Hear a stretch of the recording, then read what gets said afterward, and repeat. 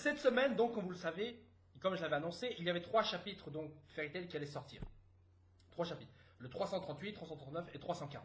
Ces 3 chapitres, donc, d'une vingtaine de pages, comme d'habitude, vont crescendo. D'ailleurs, on peut se demander peut-être pourquoi est-ce qu'ils nous ont foutu ces 3 chapitres l'un à la suite de l'autre. Je pense que c'était dans le sens où les 3, en fait, franchement, si on regarde bien, si on les aurait livrés, le 338, genre par exemple une semaine, et le 339 la semaine après, ça aurait été fait un peu lourd, parce que ces 2 chapitres n'apportent pas tellement d'action. En somme, ces 3 chapitres sont vraiment la transition pour la suite du manga.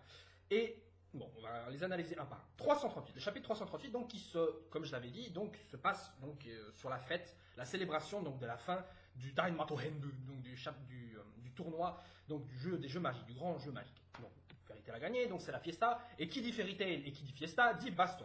Donc on voit entre autres des jolis petits dessins, des persos qui ont des fringues qui changent. On voit Juvia qui passe à son mode 2.0, j'ai pas très bien compris. Donc je pense que c'est au niveau du look, même si dans le chapitre précédent elle est revenue dans son look initial. Donc bon, peu importe. Mais en tout cas, ce chapitre donc qui, j'ai l'impression, est un des chapitres que Mashima réussit le mieux, c'est-à-dire où tout le monde commence à déconner, on rigole. Et franchement, j'ai envie de vous dire, on apprécie ce genre de lecture. Franchement, en tant que grand fan de Fairy Tail, même si je suis déçu parfois de certaines tournures scénaristiques, je ne peux que prendre du plaisir à lire ces chapitres, et je pense que vous aussi. Vous aimez bien, on aime bien voir les personnages agir entre eux, rigoler ensemble et tout, et franchement, que tout se passe bien. Franchement, c'est comme le chapitre où Fairy Tail était au Ryuzetsuland, c'est-à-dire là où ils étaient dans les bains, là, à la piscine, machin. Ça, c'est vraiment un chapitre vraiment bien sympathique qu'on aime bien lire, même si ça, on progresse pas tellement dans l'histoire. Mais ici, en fait, où on progresse, c'est surtout au niveau des personnages, notamment Kagura, où franchement, je ne la reconnaissais pas. Franchement, j'aurais pas vu la coupe de cheveux, j'aurais pas saisi du tout que c'était elle. Franchement, quand on la regarde bien, on se dit, oh putain, elle était passée de la fille bien froide et genre, je vais te tuer, machin, à la fille qui rougit et qui fait la tsundere là-bas. Soit. Et moi, je ne comprends pas trop bien ce changement un peu trop brusque. Je pense que ça aurait dû être amené un peu plus, genre, un caractère qui ressemble plus à Erza qu'autre chose.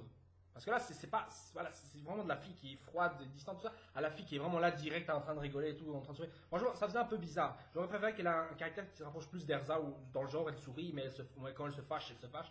Donc, voilà. On a d'autres personnes, donc Greg qui dit d'ailleurs un passage un peu froid, je trouve. Il était vraiment un peu froid, je trouve, vis-à-vis de Juvia, où il disait non, je t'aime pas, machin, et à partir de maintenant, je le dirai, dès qu'il y a un truc que j'aime pas, je le dirai, machin. Je trouve ça un peu froid, la pauvre Juvia qui est là depuis 300 000 chapitres, en train de faire Grey, ça va. Non, il faut en même temps attendre un petit moment. Mais bon, je pense qu'ils vont en même temps se réunir comme vers la fin du manga, un truc comme ça, où l'un des deux va crever. Parce qu'il faut pas oublier que Grey devait dire un truc à Juvia. Et je pense pas que ce soit ce qu'il allait dire. Je pense qu'il a changé d'avis, qu'il s'est dit, parce qu'il a eu la vision de ce qui allait se passer, je pense. Hein. Je sais pas s'il a eu enfin, je sais pas, je suppose que Juvia se souvient, elle a eu la vision que Grey lui demandait un truc, ou quelque chose comme ça, vu que ça s'est déroulé sur une île, donc je pense qu'elle s'en souvient. Donc, je pense que ces éléments-là ne sont pas à exclure, qu'on va encore y revenir par la suite. Bon, sur le reste du chapitre, encore une fois, bon, c'est vraiment la fête, donc tout le monde s'amuse, la grosse baston, des trucs bien marrants, franchement. Bon. C'est du chapitre fun, on réfléchit pas trop, on lit. Bon, à la fin, évidemment, qui se conclut donc avec Natsu qui vole le roi. Enfin, voilà. D'ailleurs, on remarque que les dessins, franchement, voilà, il y a plus, comme je le dis encore une fois, il y a vraiment plus rien à dire. On peut pas reprocher à Fairy Tail sa qualité graphique, franchement, au niveau des ombres, du décor. Maintenant, d'ailleurs, on peut voir là, franchement, au niveau des décor, voilà. Et on peut remarquer à quel point aussi Yukino est mise en avant, parce que ce perso-là, autant on se disait, elle va mourir et elle va filer ses 2 clés à Lucy, autant cette fois-ci, on voit qu'elle a survécu et qu'elle est encore là, et même que les guildes se battent pour se la partager, enfin pour la choper dans leur guilde, quoi. Enfin, moi, je me suis dit que ça allait être Mermaid Hell, parce que bon, Yukino avait perdu son combat contre Kagura et sa vie appartenait à Kagura, donc logiquement elle devait y aller. En plus, c'est une guilde pour les femmes, donc tout bonnement, tout logiquement, elle allait y aller. Mais bon, on sait pas, peut-être sûrement on va y aller plus tard, on sait rien. Là, c'était juste pour le fun que toutes les guildes allaient se battre. Voilà. Encore une fois, d'ailleurs, on voit un petit peu la rivalité entre les maîtres. D'ailleurs, c'est dommage qu'on n'a pas un peu plus vu le maître de Blue Pegasus, Bob, qui est bien marrant, le tableau là, qui est bien sympa. Que j'aurais aimé un peu plus voir. Et aussi leur niveau de puissance, parce que bon, on sait que Makarov est un machin assez puissant, redouté et connu, mais les autres, voilà, on n'ignore pas trop leur niveau, on ignore leur niveau, et je pense que par exemple, Jura est plus fort que la vieille mémé, quoi, la vieille mémé qui est le maître de la Scale, enfin, ça va de soi, je trouve.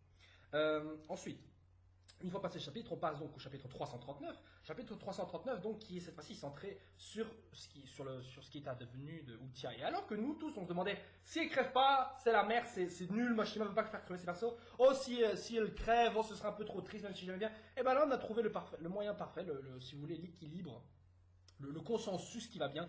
Elle ne meurt pas, mais en même temps, elle ne reste pas non plus active.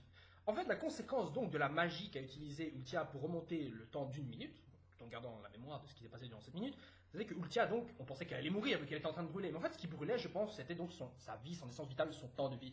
Résultat, elle devient une mémé. Et au moment même, donc, on se demandait, putain, mais qu'est-ce qui va se passer avec elle? Enfin, je sais pas, on voyait, j'ai là les Mérédiens en train de se promener, genre, qu'est-ce qui se passe avec Ultia? On l'a pas vu. Ah bon, je sais qu'elle est forte, qu'il n'y a pas besoin de faire de gros soucis pour elle, mais quand même, il aurait fallu peut-être un peu, genre, les rendre un peu plus, genre, stressés, enfin, bon, stressés. Voilà, quoi, Ultia qui disparaît après une guerre, forcément, il lui est pas arrivé quelque chose de sympa. Donc, et en même temps, on voit la petite vieille qui arrive pour une lettre E, on se dit, putain, mais elle est drôlement bien dessinée, cette petite vieille, c'est un peu bizarre. Et en fait, c'était pour une bonne raison, parce que cette vieille, ce n'était autre que Ultia. Ultia, donc, qui est devenue une mémé à la suite de l'utilisation de cette magie. Et d'ailleurs, c'est une belle idée, franchement, d'en même temps, pas la tuer, mais en même temps, pas la faire revenir par la suite, parce que bon, s'ils nous la font revenir et genre elle absorbe l'énergie vitale ou une connerie comme ça dans notre perso pour revenir, non, je pense pas. De toute façon, je pense qu'on a vraiment fait le tour de ce perso, il n'a pas vraiment grand chose à nous offrir. En même temps, Grey non plus, il n'a pas tellement de choses à nous offrir, je trouve, mais ça reste un protagoniste, tandis qu'Ultia, voilà, c'était une ancienne antagoniste qui est vite fait passée au rang de personnage secondaire. Après l'arc sur Tenrojima. Et après cet arc-ci, voilà, il n'y a plus grand chose à faire. Franchement, la boucle est bouclée. Voilà. Géla, a encore beaucoup de choses à nous apporter. Et Meredi aussi, je trouve. Meredi aussi, on ne sait pas encore ce qu'elle va nous advenir. Et on voit en même temps qu'elle a une fin digne des membres de sa guilde Crime Sorcière. Elle se pardonne enfin. Et en se pardonnant, voilà, elle s'est mise un peu sur le côté, quoi. Elle devient une vieille dame et maintenant peut couler sa vie tranquillement, loin de tout cela, et laisser le tracas et les enjeux du monde à Géla, à Meredi et aussi à Fairy Tail. Donc je trouve que c'est une très belle fin, avec une double page qui est encore une fois magnifique, des très beaux dessins, c'est assez triste je trouve, franchement j'étais un peu touché par la fin de Ultia. Ça me rappelait un peu en fait le destin aussi, pour faire un parallèle avec One Piece, les hommes poissons qui après l'utilisation des pilules, sans vraiment les tuer et faire que c'est un peu glauque, les a rendus inoffensifs en les transformant en vieux. Et là c'est plus ou moins pareil, sauf que là c'était juste pour pouvoir boucler la fin d'Ultia sans vraiment rendre ça un peu trop trash en la tuant, quoi. Parce que là c'était une bête mort et je trouvais ça un peu con pour Ultia parce qu'elle n'aurait pas su qu'elle avait sauvé le monde, et là elle le sait visiblement parce qu'elle voit que tout le monde est en vie. Et donc une très belle fin et un beau chapitre assez poétique et bien sympathique. Après, donc, on voit vite fait Grey qui s'aperçoit que je pense qu'il a compris que c'était Ultia, même si je ne vois pas comment il a compris en voyant le visage de la vieille dame. Enfin, bon, peut-être qu'il a reconnu la magie ou une connerie comme ça. En tout cas, voilà, Grey encore une fois. D'ailleurs, c'est marrant parce que quand Grey pleure, j'ai l'impression de plus le reconnaître. C'est un peu bizarre. Enfin, bon, en même temps, on est habitué à son visage un peu sec, un peu dur. Voilà. Mais bon. Encore une fois, c'est un chapitre, franchement, qui est sympathique et qu'on ne regrette pas d'avoir lu. Toujours dans la continuité, ça va en crescendo, encore une fois, le précédent chapitre qui était plutôt humoristique, ce chapitre-ci est un peu plus triste et voilà, qui nous offre une touche sentimentale et qui n'est pas, qui nous manquait un peu, enfin, c'est pas une touche, enfin si, c'est une touche sentimentale qu'il n'y avait pas dans le précédent dans le précédent arc, où on nous a essayé de nous amener donc cette touche sentimentale, notamment via le discours par exemple de Natsu, d'autres trucs, mais voilà, c'est pas pareil. Et là ils l'ont bien fait, c'est bien réussi. Bon, après ce chapitre, et là, et là, franchement,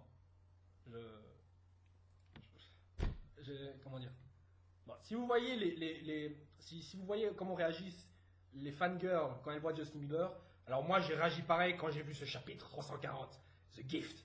Et encore le titre du chapitre, on s'est dit putain c'est quoi cette merde, on s'en fout, ça a l'air pourri. Mais on s'est dit putain, qu'est-ce qu'ils vont nous faire? Et alors que d'ailleurs ces trois chapitres commencent par des bonnes pages couleurs, hein, des très belles pages couleurs, franchement sur Ukino, sur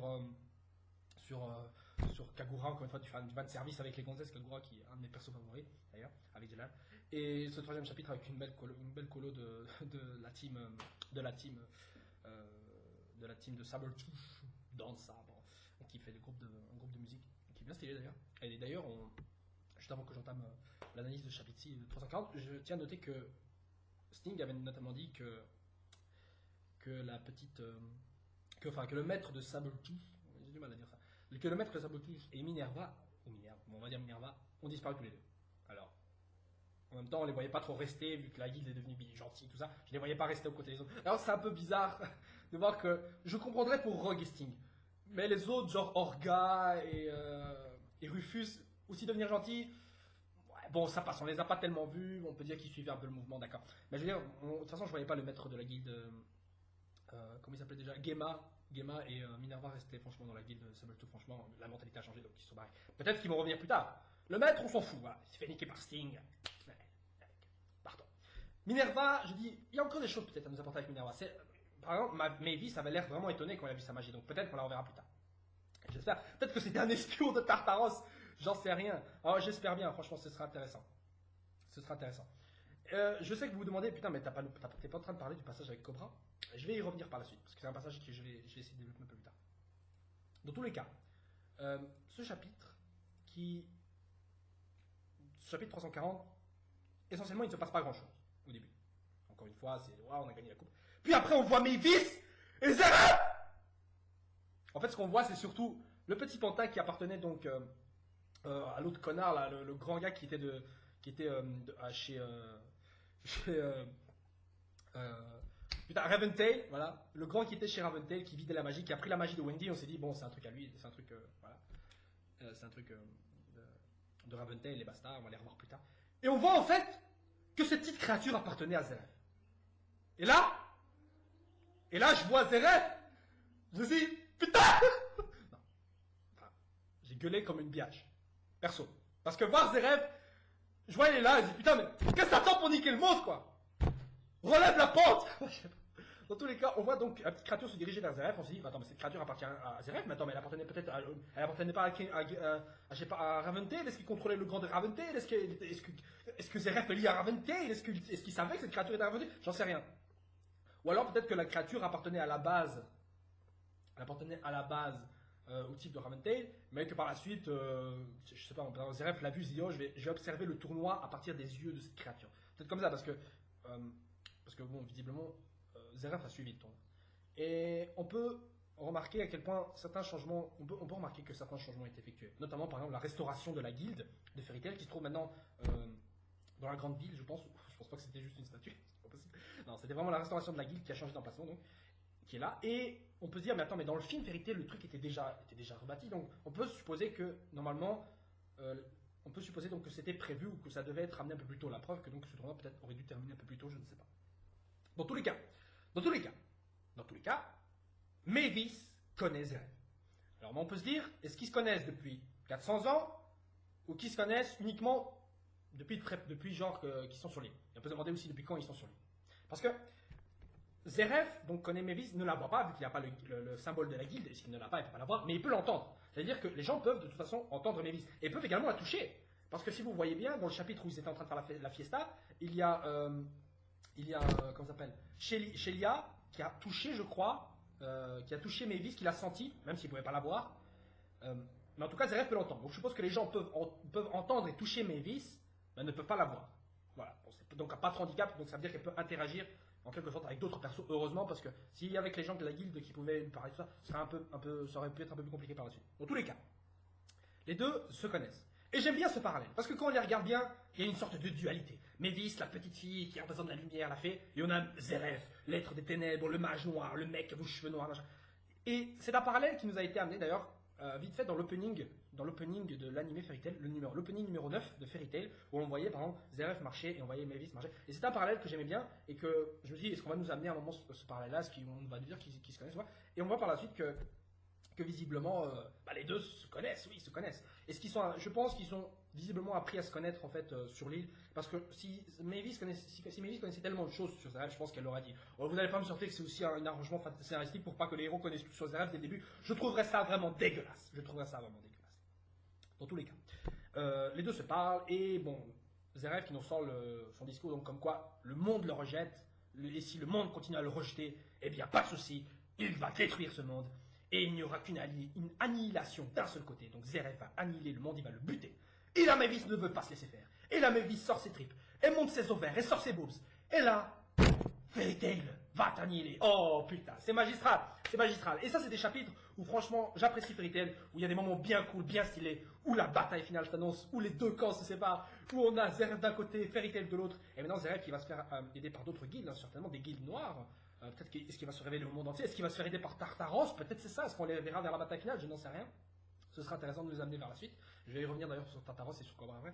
Donc, Mavis et Zeref, donc, qui se préparent pour la bataille finale, et c'est vraiment magistral. Et on voit d'ailleurs dans la fin de ce chapitre une petite note, le combat final approche, et on sent aussi que le combat final approche. Mais en même temps, comme Zeref le disait, c'était la fin d'une ère, et j'ai l'impression que cette deuxième partie du manga commence réellement que maintenant. C'est-à-dire qu'on est plus ou moins à la moitié du manga, parce que franchement, ça fait 340 chapitres environ, et on est environ à la moitié du manga. Donc, doit être même un peu plus à la moitié, je sais pas. Il doit nous rester vraiment la durée, genre entre le début de Fairy Tail jusqu'à l'arc de Tennojiva. Et j'espère qu'on va revenir aux sources de Fairy Tail, c'est-à-dire un peu avant l'arc d'Olas par exemple, et l'arc Tenrojima entre autres aussi. Mais j'attends vraiment beaucoup de la suite. J'attends vraiment beaucoup de la suite. C'est magnifique. Donc, pour en revenir vite fait encore une fois à Zeref et Mavis, donc les deux se connaissent et les deux ont appris à se connaître. Mais comme quoi, on se demandait, putain, mais Mavis connaissait pas Zeref, il était traîné sur l'île. Visiblement, oui. Visiblement, oui. Ils les connaissaient tous les deux. Et on peut se demander finalement si la raison pour laquelle Mavis n'est plus sur son île, ce serait pas à cause de Zeref. C'est-à-dire, elle serait pas en train de surveiller Zeref, Mavis. Elle serait pas restée sur l'île Tenrojima, par exemple, uniquement pour surveiller Zeref. Et que par la suite, elle a décidé de quitter son île parce que Zeref l'a quitté aussi. Et qu'elle guide Fairy Tail. Elle le dit pas directement parce que je pense pas que voilà, elle n'a pas dit oui, votre mission c'est de tuer Zeref. Ils savent déjà que leur mission c'est en quelque sorte arrêter Zeref, vu que c'est un mage noir, tout ça, ils sont plus ou moins liés à eux. Hein. Zeref est un peu lié à quelques protagonistes, donc je pense qu'ils ont quand même une dent contre lui. Dans tous les cas, Mavis, selon moi, est sortie donc de son île à cause de Zeref. Selon moi, parce que bon, elle l'a senti, et comme quoi Zeref le suivait, enfin elle le sentait. Mais Mavis, visiblement, ne savait pas non plus que Zeref suivait peut-être le tournoi, mais en tout cas elle savait. Et donc, on peut se demander quelle est l'origine de Fairy Tail. À quoi sert Fairy Tail? Parce que je veux dire, ok, Mavis aime bien sa guilde et tout, mais les forcer genre à combattre Zeref, tout ça, je veux dire, ok, Fairy Tail est spécial et tout, mais au point de devoir les forcer, enfin pas les forcer, mais je veux dire, au point de dire que Fairy Tail va les arrêter. Enfin, je veux dire, Fairy Tail c'est pas les soldats, c'est les membres de guilde, c'est des mages qui font des petits boulots, tu vois. Et on peut se demander alors, mais est-ce que l'origine de la création de Fairy Tail serait pas liée à Zeref? Et si c'est le cas, ça veut dire que Zeref et Mavis se connaissent depuis très longtemps, depuis il y a 400 ans, à l'époque des dragons peut-être, ou peut-être un peu plus tard. Dans tous les cas, on peut se demander alors peut-être que l'humaine histoire a un rapport avec Zeref. Parce qu'on peut se demander si l'humaine histoire n'a pas un rapport avec Zeref, parce que Makarov disait que, en reprenant les phrases de Porito qui a repris les mots de Mavis, que l'humaine histoire a un rapport avec la véritable nature de la guilde. La véritable nature de la guilde. On peut se demander ce que c'est. Et si Fairy Tail a été créé pour tuer Zeref, le Histoire a un rapport avec Zeref. Et donc, le Histoire est peut-être quelque chose qui sert à tuer Zeref. Peut-être un objet, une grande magie, la magie de l'amour, la première magie, celle que recherche Hadès. Non, ce serait bizarre, parce qu'Hadès recherche la première magie. Ou peut-être qu'il ne savait pas que c'était ça. Peut-être qu'il pensait que c'était lié à Zeref et pas que Histoire vers rien à voir. Peut-être que Histoire est une autre dimension, peut-être une dimension où toutes les sources de magie se trouvent. Voilà. Tellement de choses, tellement de théories possibles. Et ces 3 chapitres, franchement, je les trouve magnifiques et ils sont vraiment, ça a vraiment été génial de nous amener. Vraiment génial de nous les avoir amenés. Voilà, franchement, il y a tout ce qu'il faut. Il y a les méchants, il y a les batailles, il y a des moments cool, il y a de l'humour. Donc, ça a été séparé en 3 chapitres, mais ils ont bien fait, On peut remarquer juste également que Mavis et Zeref, en quelque sorte, sont un peu copains-copains. Je veux dire, j'ai l'impression que Mavis veut aider Zeref, mais qu'à un moment donné, Zeref change, il devient donc le mage noir, avec ses yeux tout bizarres, comme ça, qui ressemblent à des Rinnegan dans Naruto. Et voilà. Donc, j'adore les doubles pages qui vont certainement être colorisées par plein de gens. Et franchement, voilà, la guerre est ouverte. Bon, maintenant pour revenir à Cobra et Tartaros, parce que comme je disais les autres chapitres, je ne pensais pas que Cobra allait revenir. Ouh, je suis là, maintenant je retourne dans ma cellule. Non, on voit que visiblement, Cobra est revenu. Comme je le disais, s'il est revenu, j'ai pas pu battre un seul dragon. Bon, en même temps, c'est vrai qu'il y a de quoi avoir honte. T'as un Dragon Slayer, tu bats pas de dragon, allô quoi. Donc voilà, il revient dans sa cellule, tout va bien. Et à un moment donné, quand il parle à Doran Balt, qui a d'ailleurs effacé la mémoire des gens du conseil, on peut se demander alors si Fairy Tail n'a pas un allié Doran Balt, parce que là, il était un peu saoulant. Enfin, je veux dire, Lahar, le connard, là, celui qui a enfermé Jelal à la fin de l'arc Horatio 16. Voilà, il casse un peu les couilles, ce mec, je l'aime pas trop. Autant Doran Balt, je le trouvais bien cool. Et il a une magie qui est quand même assez cheatée. Enfin, il efface la mémoire carrément de tout le conseil. Genre, ils sont pas au courant qu'il y a eu des dragons et qu'en fait c'était un tour de magie, comme d'ailleurs ce que pense la ville, hein, que les dragons, vu que la ville a été évacuée, qu'en gros les dragons c'est une magie, qu'ils étaient pas vraiment là. Donc, à part Doran Balt, les gens de conseil sont peut-être pas vraiment au courant. Mais dans tous les cas, donc Cobra vient et demande donc à Doran Balt de pas lui effacer la mémoire, parce que la porte d'Hadès va s'ouvrir. La porte d'Hadès va s'ouvrir et qu'apparemment il revient également présent pour sauver les 6. Mais qui les 6? 6, 6, en espagnol, 6, Oration 6. Il va sauver les membres d'Oration 6. J'espère pas. J'espère pas parce que autant on les a revus dans l'animé via l'arc qui était hors série techniquement, mais qui devait être intégré dans le manga. L'arc sur l'arc du ciel étoilé, celle avec Michel, tout ça, et les membres de l'organisation d'Oration 16 qui reviennent, tout ça. Ça devait être intégré à la base dans l'animé. Dans le manga, pardon. Dans le manga. Peut-être pas exactement dans tous les mêmes détails, mais à la base, c'était un arc qui devait être intégré dans le manga, et si je me souviens bien, suite à une discussion avec l'éditeur, ils ont préféré enlever ça. Peut-être ça coupait un peu l'excitation. Enfin, l'excitation. Ça coupait un peu le truc, quoi. La suite du manga. Franchement, je suis content parce que cet arc-là n'était pas fameux. Le début avait l'air bien, mais finalement, voilà, revoir les membres de l'organisation, les membres de la guilde Horizon Zai, c'était, voilà. Mais. Pas grand chose à dire.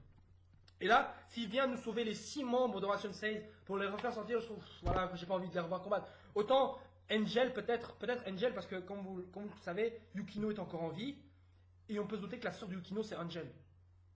Si vous vous souvenez du chapitre où elle parlait de sa sœur, Elle a été capturée par les mages noirs, la secte ZRF, machin, pour la Tour du Paradis. Et on sait que les membres d'Oration 16 viennent tous de la Tour du Paradis. C'est un élément qui n'a pas été intégré dans le manga, mais dans l'anime, si je me souviens bien, c'est un élément véridique. Mais dans tous les cas, ça collerait bien de toute façon avec le reste.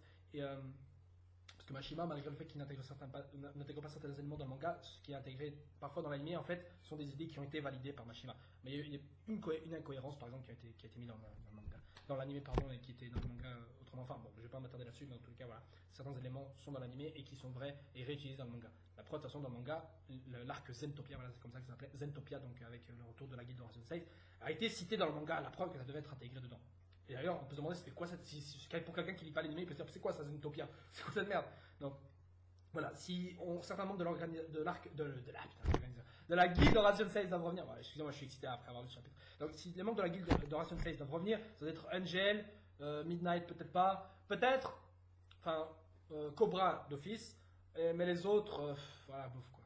Hot Eye, par contre, celui avec son bouquin, Bible, je sais pas quoi, qui faisait Death et qui aimait bien l'argent et tout, qui est devenu gentil après avoir été infecté par le Nirvana. Peut-être qu'il va revenir, parce qu'il ne faut pas oublier que son frère, c'est Wally, le pote de Miliana et de Erza, et donc peut-être qu'il y a un truc qui va se passer dans tous les cas. Mais si on pouvait, j'aimerais vraiment éviter qu'il revienne, parce que ça ferait un peu lourd, quoi. Ça ferait un peu lourd. Mais quand on y repense, les membres de l'Alliance Baram ne sont pas tous éliminés. Je pense que, par exemple, comment il s'appelle ? Le connard là, j'ai oublié son nom. Rusty Rose, voilà, putain, tellement il était à chier, j'ai oublié son nom. Rusty Rose et Kane, les deux membres de la guilde de Grimoire Air, celui qui crée tout avec l'imagination, une magie tellement cheatée, et je trouve ça dommage qu'on l'a pas utilisé par la suite, mais qui utilisait donc la magie de l'imagination là, et l'autre qui utilisait la magie des poupées vaudou, n'ont pas été tués. On les voit qu'ils étaient encore ils étaient dans le vaisseau de Grimoire Air qui était en train de couler après la mort de Hades. Donc on peut se demander s'ils sont encore en vie et qu'ils représentent peut-être les restes de Grimoire Hertz. Oration 16, on sait qu'ils sont encore en vie vu qu'ils sont dans la prison, mais bon, voilà, il a été issu, mais ils sont encore là-dedans. Il y a Tartaros. Et donc, pour revenir à Tartaros, vu que Jelal à un moment fait la porte d'Hadès, parce qu'on se dit Hades, donc Grimoire Hertz, on dit c'est quoi le rapport ? Parce que Hades est mort, de toute façon, de toute évidence, Hades est mort. S'il n'est pas mort, putain, ce serait problématique. Mais il est mort. Vous n'allez pas me dire qu'après il va revenir en étant gentil. Non, on va déconner. Et dans tous les cas, la porte d'Hadès, et après Jelal fait Tartaros. Donc peut-être la porte d'Hadès a un rapport avec Tartaros, peut-être, je sais pas, c'est la devise de la guilde, j'en sais rien du tout. Peut-être que Hades a pris le nom, peut-être que Pureito a pris le nom d'Hadès en rapport avec un truc de Tartaros, parce qu'il y a un truc commun, j'en sais rien. Il y a un truc entre eux qui font qu'il y a un rapport. Mais dans tous les cas, je pense que c'était pas un rapport avec Grimoire Hertz, mais plutôt Tartaros comme le pensait Jelal. Et donc, que apparemment quelque chose va se passer, que Tartaros va entrer en action, que Cobra a entendu quelque chose, peut-être qu'il a entendu Zeref quelque part, vu qu'il a une bonne ouïe, Kikueruso, machin, enfin qu'il a entendu peut-être Zeref, qu'il a entendu qu'il pensait à un truc vis-à-vis de Tartaros, j'en sais rien, peut-être que Tartaros était là pas très loin, qu'est-ce qu'on en sait, mais dans tous les cas, il l'a entendu. Il a entendu, ou alors qu'il veut libérer les 6 membres de Oration 16 et aider, ou je sais pas, faire une alliance avec Tartaros. Mais dans tous les cas, on sait que Cobra n'est pas donc un bon gentil tout ça, qu'il a encore une idée de s'échapper par la suite, et donc on va le revoir. Et ça c'est bien parce que j'aime bien Cobra, il est bien stylé, il est bien cool. Et à part lui, le reste, j'aimerais pas vraiment les revoir, j'espère qu'ils vont crever. Mais revoir Cobra et salir peut-être une alliance avec Raventel et Tartaros. Oh mon Dieu, là j'achète tout de suite, je suis ok. Bon, donc. Après avoir parlé d'eux, et j'ai vraiment été content qu'on le cite, parce que comme je le disais dans les autres chapitres, j'attendais qu'on parle d'eux, et on en parle, et ça c'est bien. Donc on nous prépare un peu tout, on nous prépare les futurs arcs, un rapport avec le mini-histoire, Tartaros, Oration 16, peut-être le retour, Cobra, les autres dragons, tout ça. Franchement, j'attends vraiment de voir la suite, et j'étais vraiment content de lire ces 3 chapitres. Et la bonne nouvelle, c'est que la semaine prochaine, on a encore une fois un triple chapitre, et ça c'est génial, et on peut se demander en même temps, que franchement Mashima il fait du bon boulot quant à la construction de son manga, mais au niveau du scénario et de l'exécution de certains de ses schémas, machin, c'est pas encore tout ça. Notamment au niveau combat, on aimerait vraiment le retour de bons combats bien longs à la Gajil et Natsu, des bons combats comme ça, ou même à la Jela, Natsu, vraiment des... Ouais. Avec Natsu qui a eu des bons combats, mais en tout cas des bons combats quoi, des bons combats bien longs, franchement qui durent un tome, ça c'est des combats qui rentreront dans les annales dans les annales de ce manga. Non, le chapitre 341, The Morning of a New Adventure, donc le lendemain d'une nouvelle aventure, donc le début d'un nouvel arc, c'est franchement un chapitre qui commencera certainement bien de manière bien cool et qui aura un cliffhanger vers la fin du manga qui nous amènera l'idée d'un nouvel arc sur de nouveaux méchants, les 4 du Dijval peut-être, j'en sais rien. Le chapitre 342, World Shaken, alors ça je sais pas ce que c'est, ça doit être une sorte de zone un peu bizarre ou le nom d'une magie, j'en sais rien. Et le chapitre 343, Treasure Hunter, donc le chasseur de trésors, c'est une personne personne liée donc à l'arc qui suivra, je sais pas, protagoniste, un nouveau perso. Donc beaucoup de choses qui vont se produire, beaucoup de choses. On attend avec impatience la suite. Et voilà, je ne sais pas quoi dire d'autre. J'ai vraiment gueulé comme une fangirl quand j'ai vu, de toute façon, comme un fanboy, ou comme une fangirl, ouais, quand j'ai lu ces chapitres. Franchement, j'étais. Il n'y a pas grand chose à dire. Ça, c'est le fairy tale que j'adore. Donc, on se retrouvera la semaine prochaine pour donc de nouvelles vidéos sur Fairy Tail. Fairy Tail, donc quand je ferai une bonne vidéo bien longue pour ça. Et pour les autres mangas, Naruto et Bleach. Donc on se retrouvera la semaine prochaine, comme je le disais. Donc sur ce, je vous souhaite une agréable journée. Et surtout, n'oubliez pas de lire vos scans manga pour être au courant de tout ce qui se passe. Et n'oubliez pas de vous abonner, de partager la vidéo pour les gens qui aiment bien les scans et qui les suivent et qui sont peut-être comme moi ou comme vous, qui élaborent des théories sur la suite. Voilà, sur ce, je vous souhaite encore une fois une bonne journée. A plus. Ziou.